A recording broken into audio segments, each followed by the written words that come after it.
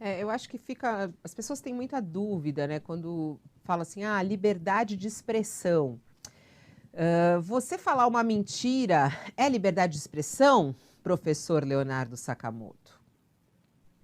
Tudo bem, Fabiola? Falar uma mentira é uma liberdade de expressão. As pessoas podem, na verdade, se expressar, inclusive para mentir. O grande problema é quando essas mentiras atingem, ou seja, quando essas mentiras atingem a dignidade das pessoas, atingem a vida das pessoas.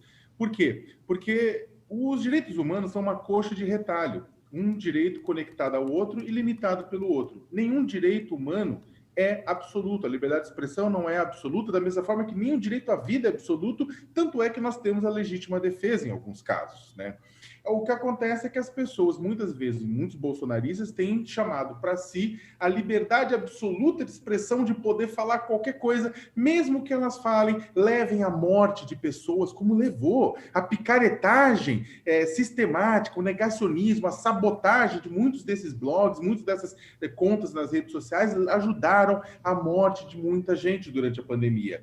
Então, o que acontece é o seguinte, tem que deixar claro de que a liberdade de expressão, ela está sendo distorcida, o direito à liberdade de expressão está sendo distorcida por essas pessoas numa democracia. Pior, o governo Bolsonaro e seus seguidores acreditam que eles têm o direito numa democracia de atacar a própria democracia, a urna, a saúde pública, o que quer que seja. Ou seja, eles exigem que nós sejamos tolerantes com a intolerância deles, e o que não é possível. Só para terminar, liberdade de expressão realmente não admite censura prévia, só que, contudo, a lei garante que nós somos responsáveis por aquilo que nós falamos. Nós não somos proibidos de falar, mas, uma vez que nós falamos, nós podemos ter nosso sigilo quebrado, nós podemos ser punidos, nós podemos ser presos, nós podemos ter um mandato cassado ou não sermos elegíveis. Ou seja, precisamos, nesse debate democrático, agir como adultos e não como crianças tresloucadas, brigando entre si no jardim da infância, sem saber que há regras. O jogo democrático tem regras. Quem não sabe usá-las, que reduza-se e fique na sua insignificância. Eu concordo, em essência, com tudo que você falou, Sakamoto. Eu queria só trazer duas questões que tornam esse debate também mais delicado e mais difícil. Primeiro é até que ponto vai esse cerceamento. Por exemplo, uma pessoa criando argumentos contra a urna eletrônica, por exemplo. Tem gente séria fazendo isso, tem gente nada séria, tem gente mentindo, tem gente que acredita um pouco numa mentira, mas depois faz um argumento sério também e que ganham seguidores e consumidores livremente nas redes. Não está claro qual que é o critério exato para você dizer esse argumento contra a urna eletrônica pode e esse argumento não pode. Vai depender de se você concorda ou não com as premissas da pessoa. Não é trivial fazer essa distinção. E o segundo ponto, que também tem que ser levado em conta, tá bom, e quando um órgão sério, um veículo de imprensa, comete um erro ou tem uma manchete que, seja por que sentido for, é vista como mais enviesada para um lado, também na mesma linha do que defensores do governo dirão, é o que fazem esses blogs. Vai ter um tratamento diferenciado? Não está dado isso. Para mim é evidente que há uma diferença entre um órgão de imprensa sério, é evidente. Para qualquer pessoa séria que estuda, é evidente. Uma coisa é um jornal que, às vezes, vai errar como toda instituição, mas está fazendo trabalho sério. Outra é um blog disposto a fazer tudo pelo governo. Agora, para uma pessoa que olha de fora e olha apenas o produto dos dois, uma manchete é contra o governo, outra manchete é a favor do governo, isso não está claro.